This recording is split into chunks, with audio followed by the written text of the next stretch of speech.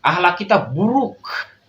Mereka yang dianggap sesat malah akhlaknya bagus. Terhadap alam juga baik, terhadap lingkungan juga baik. Lah kita. Assalamualaikum warahmatullahi wabarakatuh. Salam generasi baru. Gue ngobrol sama pacar gue gini. Dia bilang, ya bahasanya gitulah, penang sayang kayak atau apa seperti itu ya. Dia bertanya gitu kan, mencuri sholat itu apa sih, kata dia gitu kan. Terus gue bingung gitu kan, mencuri sholat gitu kan. Kok kamu bisa bertanya soal itu gitu? Dari mana kamu dapat pertanyaan semacam itu? Atau misalnya punya kalimat semacam itu, kok bisa mengatakan mencuri sholat seperti itu? Akhirnya dia mengirimkan suatu artikel yang gue sih nggak bisa posting di sini ya, karena artikel itu kan ada hak ciptanya seperti itu gitu kan. Tetapi gue akan bacakan artikelnya itu. Jadi begini artikelnya, di sini ditulis bahwa dari Abi Abi Qatadah ya. Ia berkata, Rasulullah SAW bersabda, seburuk-buruknya manusia adalah orang yang mencuri sholatnya, gitu kan. Para sahabat bertanya, wahai Rasulullah SAW, bagaimana seseorang mencuri sholatnya? Rasulullah SAW menjawab, yaitu seseorang yang tidak sempurna ruku dan sujudnya, atau beliau bersabda, yaitu orang yang tidak lurus tulang belakangnya dalam ruku dan sujud. Hadis riwayat Ahmad. Ya kan? Ya, hadis riwayat Ahmad ini ya. Ya, hadis riwayat Ahmad atau HR Ahmad. Dari sini tuh gue terpancing suatu apa ya? Maksudnya terpancing untuk berpikir lebih mendalam tentang hadis itu gitu kan. Kok iya mencuri sholat seperti itu gitu kan? Gue juga masih belum mengerti sih jawabannya sampai video ini gue buat. Cuman begini, kalau menurut gue pribadi, kalau misalnya ada suatu hadis gitu kan, kemudian pengertiannya atau misalnya pemindahan bahasanya dari Arab ke Indonesia gitu ya, itu seperti itu bukan artinya bahwa ya udah begitu adanya gitu kan. Itu nggak begitu kalau menurut gue, karena ada beberapa hadis atau misalnya beberapa dalil yang sebenarnya mengandung begitu banyak sebuah siloka gitu. Seperti hadis itu juga gua rasa sih dia mengandung sebuah siloka seperti itu gitu kan. Nah, maksudnya mencuri sholat ketika ruku tulang punggungnya tidak lurus gitu. Nah, kalau misalnya kita lihat di rongsen ya, di apa namanya, di organ-organ tubuh manusia kan tulang belakang manusia memang bentuknya hampir serupa S seperti itu ya kan. Nah, ketika ruku misalnya harus lurus gitu kan. Ya susah lah, Bray. Terus ketika sujud juga harus lurus. Bisa sih gitu kan, mungkin gitu ya. Tapi gimana ngukur lurusnya gitu kan? Ya kan pakai perasaan. Ya kalau pakai perasaan, ya kan perasaan bukan rasa. Ya kita rasakan sendiri sudah lurus belum punggung kita. Sekarang pertanyaan gue timbul begini. Kalau misalnya kita fokus kepada lurusnya punggung saat ruku, bukankah pikiran kita harus fokus kepada Allah saat kita sholat? Terus kemudian ketika kita sujud juga, kan di dalam sholat kita harus fokus kepada Allah gitu kan. Yang sebagian banyak orang tidak mengenal Allahnya itu, ya mungkin termasuk gue juga belum mengenal. Cuman bukankah kita harus fokus kepada Allah? Lalu bagaimana kita harus memikirkan tulang punggung kita? Coba pikirkan hal itu juga. Jadi tolonglah jelaskan lebih secara mendalam, jangan cuma membacot segitu doang, ya kan? Terus masyarakat akhirnya dibikin linglung juga gitu kan. Sibuk ngurusin soal sholat harus begini, sholat harus begitu, khusyuk apa segala macam. Penjelasannya kurang jelas, masyarakat tetap aja sholatnya rajin, ributnya rajin. Ya kan? Fokus setiap hari mikirin bagaimana tentang tata cara sholat agar diterima Tuhan. Sedangkan tandanya orang yang sholatnya itu diterima oleh Allah, itu dia hatinya lembut. Seperti itu kan. Perilakunya baik, sikapnya bagus, ucapannya enak, seperti itu. Gitu kan. Terus kemudian cara berpikirnya juga sangat baik, positif gitu kan. Bisa memberikan contoh yang baik. Tandanya orang yang suka sholat kan seperti itu. Tandanya orang yang sholat kan, yang sholatnya sudah diterima itu kalau tidak salah kan seperti itu. Ya minimal yang suka sholat kan tanda-tandanya seperti itu gitu. Lah di kita coba sekarang lihat di masyarakat kita. Ya kan? Sholatnya rajin, berjamaahnya rajin. Tetapi ketika dia melihat seseorang yang berbeda, seseorang itu dijauhin, dikata-katain, dikafir-kafirin, ya kan, hanya karena berbeda. Akhirnya pemurtadan yang terjadi gitu kan. Seseorang yang merasa disisihkan hanya karena beda pendapat, akhirnya dia memutuskan pindah agama. Jadi gimana kalau yang seperti itu? Kan gitu aja gitu. Nah itu pertanyaan-pertanyaan gue itu juga pertanyaan untuk diri gue, pertanyaan untuk kalian juga teman-teman gitu kan. Coba bertanyakan hal itu kepada diri kita supaya kita tuh jangan cuman sholatnya rajin tapi tidak ada efek apa-apa kepada kehidupan dan sikap kita. Berarti ya harusnya bertanya ada apa gitu loh. Apa sholat ini menjadi nggak penting kalau misalnya seperti itu? Sholatnya penting, lu nya aja nggak pernah mentingin sholat. Kalau lu mentingin sholat tuh pikirin dalam-dalam sholat itu kenapa diperintahkan Tuhan. Pertama-tama kenapa Tuhan merintahkan sholat? Karena Tuhan tahu kita tuh nggak akan mau sholat. Makanya Tuhan perintahkan supaya kita mau. Kenapa supaya kita mau sholat? Supaya kita bisa belajar dari situ. Iya kan? Sekarang malah kita disuruh ngurusin tulang punggung saat sholat. Memang bisa fokus apa ke situ? Kalau misalnya kita nginget tulang punggung gitu kan, belum lagi kita nginget dompet yang jatuh, lupa naruh HP, kemudian sendal kita di masjid juga aman apa enggak, belum lagi tulang punggung ya kan. Kapan memikirin Tuhannya? Kapan mau fokus pada Tuhannya coba? Nah, gue sendiri gini teman-teman, mendefinisikan maksudnya ketika ruku itu buat gue pribadi itu adalah simbol sikap kita bahwa kita adalah hamba yang akan selalu menerima segala takdir dari Ilahi. Kita sudah banyak berjuang, kita sudah banyak melakukan A, B, C, dan D untuk merubah suatu keadaan yang seperti ini supaya ingin jadi seperti itu, memperjuangkan nasib supaya ingin menjadi lebih baik secara finansial.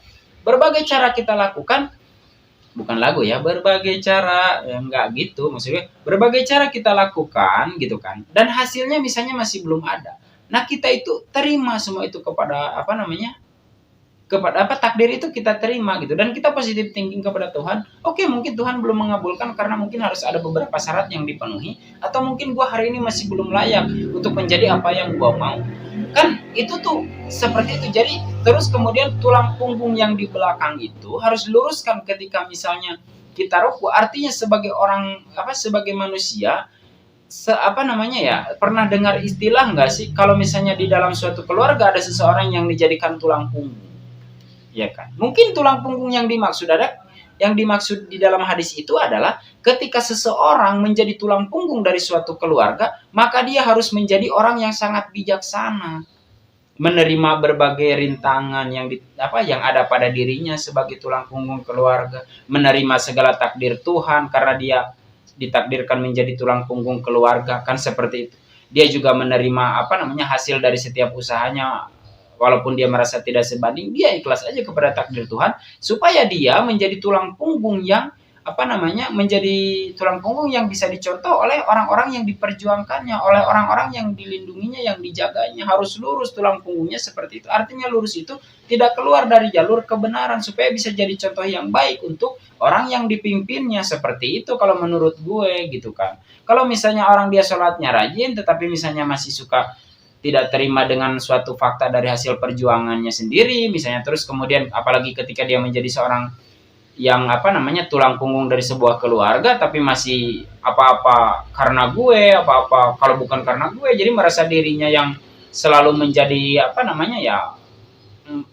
selalu menjadi sesuatu yang baik, pokoknya apa-apa karena gue gitu kan. Menurut gue itu kan udah nggak lurus tuh tulang punggung yang kayak gitu, karena dia mulai melupakan Tuhan, dia mulai merasa bahwa segala sesuatunya itu dari mulai perbaikan finansial dari semua adik-adiknya atau misalnya orang tuanya dijamin sama dia karena dia menjadi tulang punggung tuh semua diakui karena dia, bukan karena Allah Subhanahu wa taala. Mungkin yang dimaksud tuh di ayat itu tuh begitu. Jadi tulang punggung lurus itu meluruskan tulang punggung itu ketika ruku seperti itu, maksudnya ketika kita menjadi orang yang siap menerima segala takdir Tuhan, maka kita juga harus menjadi seorang pemimpin yang baik itu memimpin diri sendiri, memimpin lingkungan, memimpin masyarakat, atau memimpin keluarga, harus menjadi pemimpin yang lurus.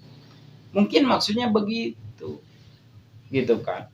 Jangan keluar dari kebenaran Tuhan, lurusnya tuh mungkin maksudnya begitu. Sama kayak ketika sholat juga, ya Allah, tunjukkanlah aku ke jalan yang lurus. Bukan kayak penggaris gitu yang dimaksud yang lurus itu, yang tetap di dalam kebenaran Tuhan.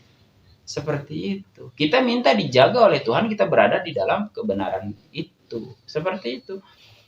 Menurut gua sih begitu gitu kan. Sementara tafsiran gua seperti itu. Jadi kita nggak usah takut untuk menafsirkan sesuatu itu gitu. Coba aja gitu kan, bebas gitu kan, nggak masalah. Yang penting jangan nyesatin orang lain. Toh setiap orang juga punya pikiran, masa mau disesatkan sama orang lain? Kan seperti itu.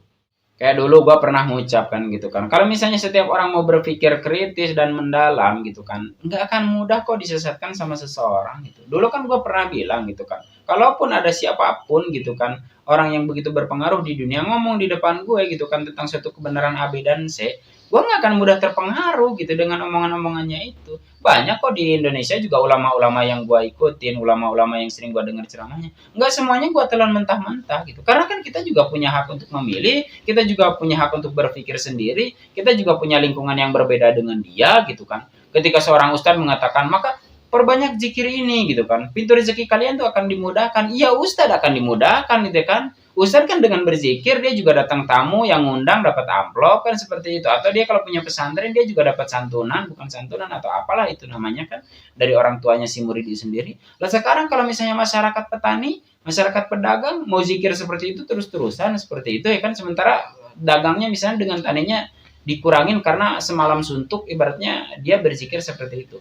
Apakah akan mendatangkan pintu-pintu rezeki? Lagi pula kan zikirnya sih ya nggak pernah jelas gitu dijelasinnya. Zikir itu mengingat Tuhan. Bagaimana mengingat Tuhan dalam implementasinya itu kan kayaknya belum pernah gua denger tuh gitu kan. Kiai mana tuh yang jelasin soal itu, kayaknya belum ada seperti itu. Cuman bacalah ini gitu kan di malam ini, maka kalian akan segala ada yang juga hutang akan lunas dengan baca ini. Apaan sih? Mungkin dengan mengamalkan, artinya mengamalkan itu diamalkan kalimat itu, jangan cuman dibaca sampai sekian ribu segala macam, pegel lu. Modar iye kayak kagak kan begitu akhirnya gitu kan. Kayak begitu. Jadi coba dijelasin dong, zikir itu maksudnya apa? Mengingat Tuhan itu seperti apa?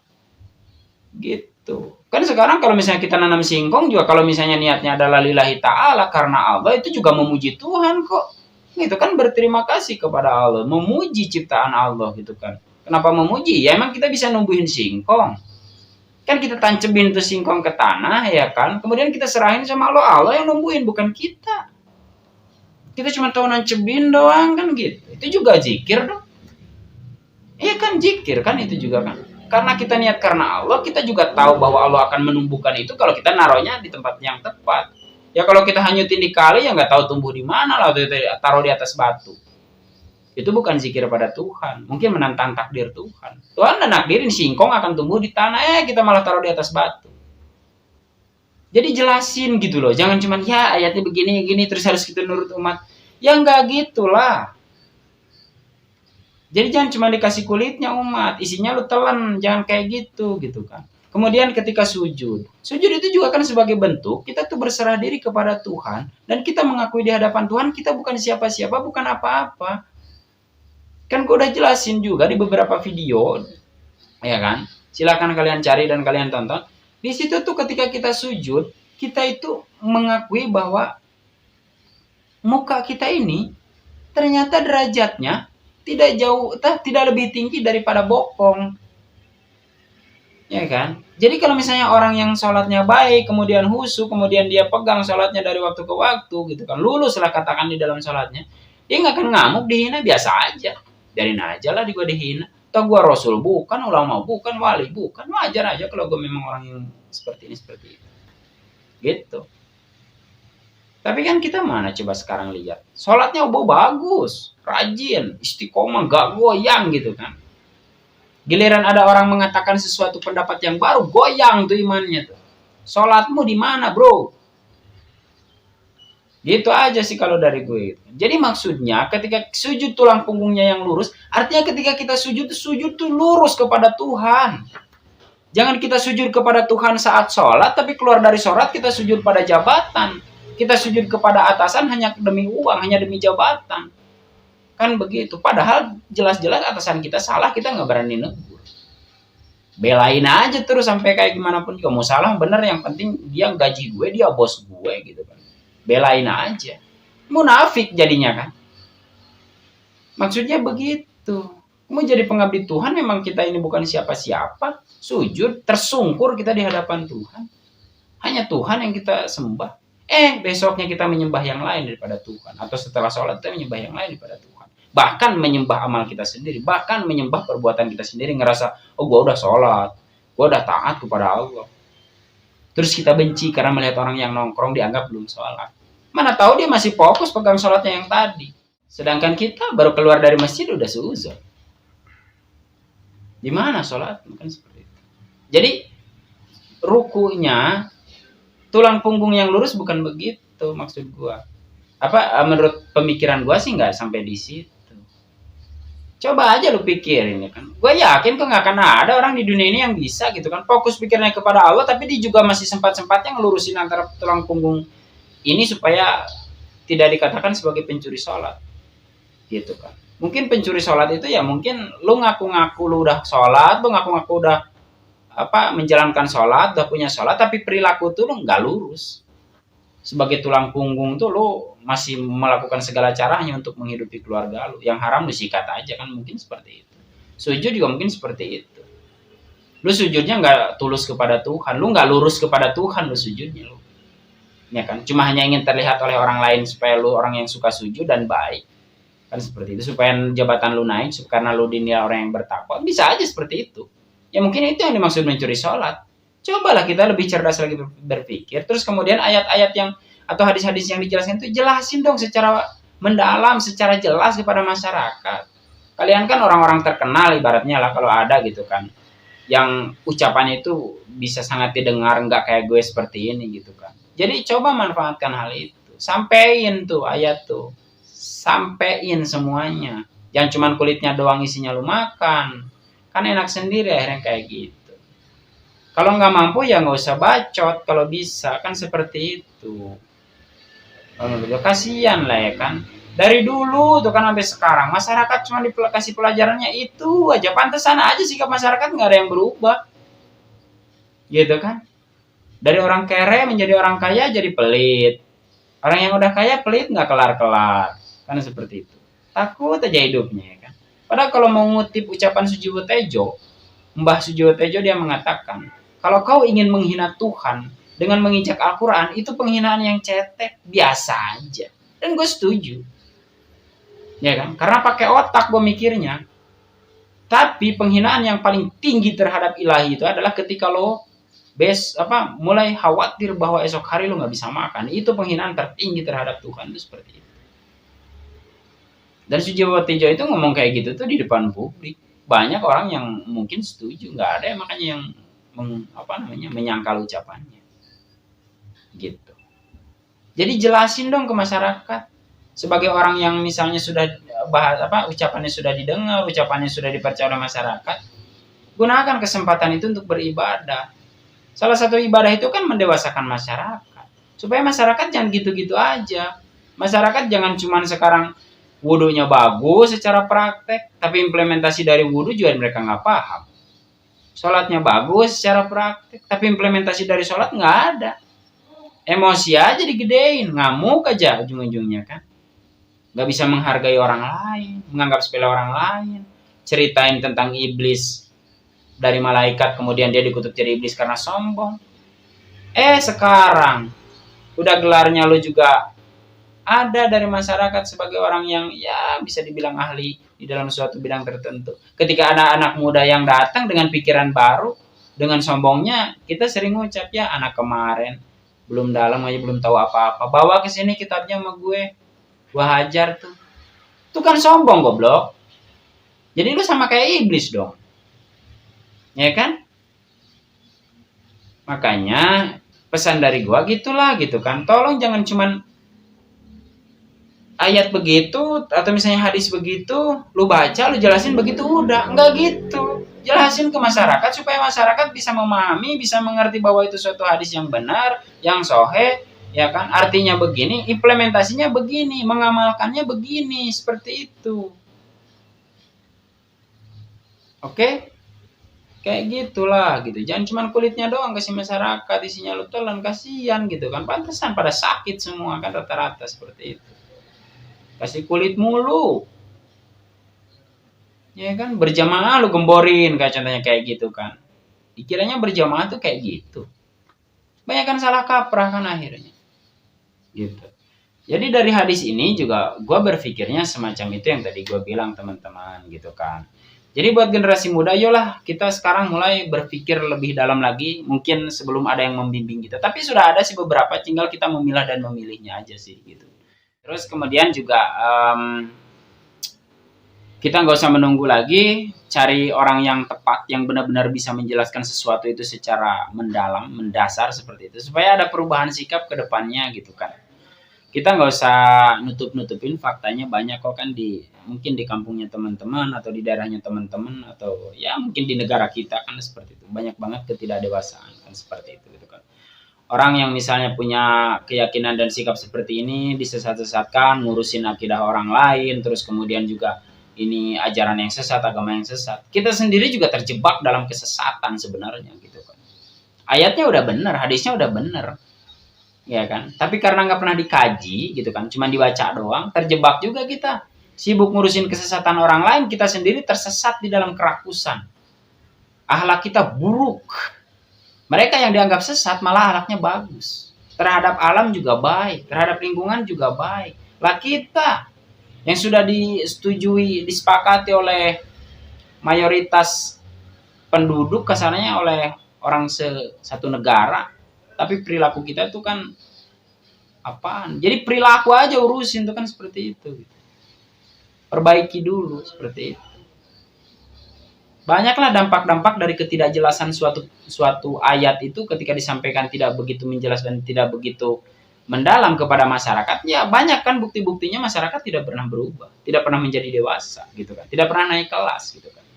Ya nggak masalah sih kalau nggak naik kelas gitu kan, cuman masalahnya kalau lu punya malu, lu harusnya malu gitu loh. Masa bertahun-tahun di kelas 1 aja, kapan mau lulusnya, kapan mau masuk SMP-nya, kapan masuk SMA-nya, kapan mau kuliahnya gitu kan. Jadi itu aja sih yang bisa gua paparin gitu kan. Buat teman-teman, janganlah mudah kalian percaya bahwa dengan ini akan nggak gitu. Ada kok implementasinya, nggak cuma seperti itu, oke? Jadi itu aja yang bisa gue paparkan. Mohon maaf kalau gue agak sedikit terlihat jengkel seperti itu, karena memang jengkel seperti itu ya. Gitu kan.